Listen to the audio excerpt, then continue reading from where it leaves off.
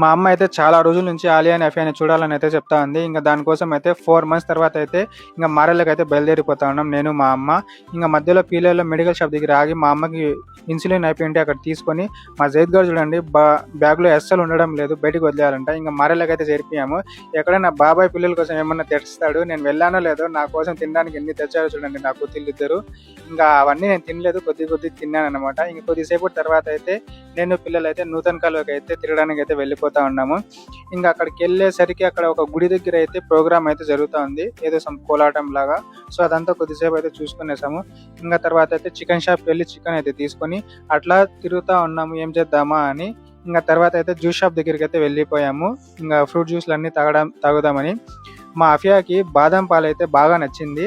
But ఇంకోటి తీసుకో అంటే తీసుకోలేదు, వద్దు అని చెప్పేసింది. ఇంకా అయితే బయలుదేరి వచ్చేసాము. ఇంకా ఇంటికి వచ్చి అట్లా జైద్తో కొద్దిసేపు ఆడుకుంటూ ఉన్నాం అందరం కలిసి. ఇంకా తర్వాత అయితే జైద్ గారిని కొద్దిసేపు ఆటి పట్టిస్తూ అట్లా అయితే కొద్దిసేపు ఉండి తర్వాత కూతుళ్ళు ఉంటే ఇదే మంచి బెనిఫిట్. వాళ్ళతో బాగా మసాజ్ చేయించుకోవచ్చు వీపు మీద.